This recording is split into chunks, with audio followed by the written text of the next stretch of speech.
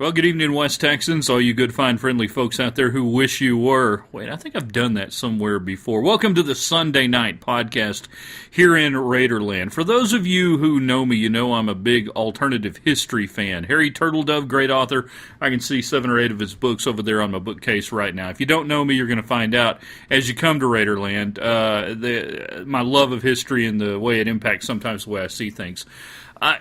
Maybe in an alternate universe, let's say this. If Texas Tech head coach Kliff Kingsbury had played quarterback at Texas A&M, and his name was Kliff Kingsbury, right now he'd be treated like Tommy Tuberville at Texas Tech. Instead, though, he's a Texas Tech guy, and that buys time, and you know what? That's okay.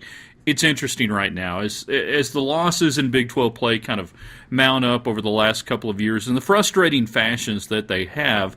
It reminds me of some of the criticisms that Spike Dykes used to get on our old call-in show. People would call in, and you could hear the tone of their voice. It would start off, I love Spike, but. And I think that's where a lot of Texas Tech fans are right now with Kliff Kingsbury. They love Kliff, but they want him to be successful, but it's just not happening right now. And I think one of the biggest aspects of the frustration is that it's a lot of things that I think the average fan feels like they can identify and that they think is controllable in a football program at the college level, whether you have talent or not. We're talking about the penalties. We're talking about maybe coaching decisions. We're talking about discipline. We're talking about the missed opportunities that seem to be the hallmark of a lot of the losses that Texas Tech has had over the last couple of years. So then it comes down to right now in his 4th year where every player on the roster is somebody that Kliff Kingsbury wanted. Every coach right now coaching Texas Tech athletes, somebody that Kliff Kingsbury has brought in and put great faith and great money into. How do you fairly evaluate it? Well, I think you have to wait till the end of the season this year, barring something amazing one way or the other. I think the end of the season will tell the full direction that the program's going. And I know we're in the instant gratification generation. We got to know right now in week whatever. I don't envy Kirby Hocutt, the Tech athletic director. He's in a tough spot.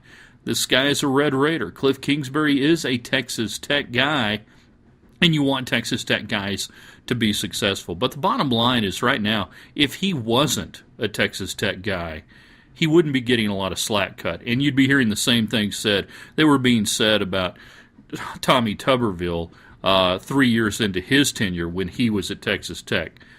If you're Kliff Kingsbury or Kliff Kingsbury, you better embrace that right now and try to make hay while the sun shines. We look around the rest of the Big 12 right now. I almost feel bad for Charlie Strong that they played well enough to get a stay of execution. He seems like such a nice guy. I almost wish they would just end his misery and that it had just been a total blowout and a disaster. But unfortunately, he's going to have to keep coaching the Texas Longhorns for a little while longer.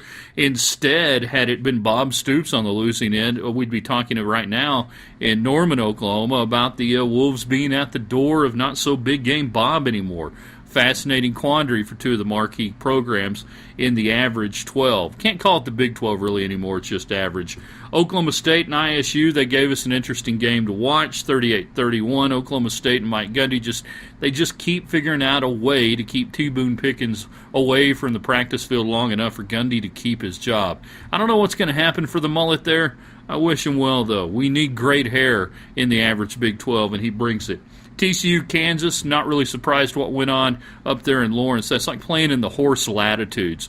There's no air. There is no environment. There is no nothing there. And you just stagger around in one of those early morning games. They have more people at a basketball, practice in October than they do a Saturday game. But TC was able to hang on and get the win. It's going to be an interesting week. Looking forward to visiting with you. Give us your thoughts here on Raiderland. We love to hear from you. The comment section is always open. We'll try to reply to any comments and questions. And I think we're going to have a mailbag-type forum up for you later on this week so you can get some stuff in there. All right, you guys do what you got to do. Let your friends know that we're out here. It's a brand new site, only a few weeks old right now. Just celebrated a month anniversary, and we're having a blast doing it. I love my team. I love what we're doing. Mainly, I love interacting with you guys here in Raiderland. We'll see you this week on TV, radio, and wherever else you may find us.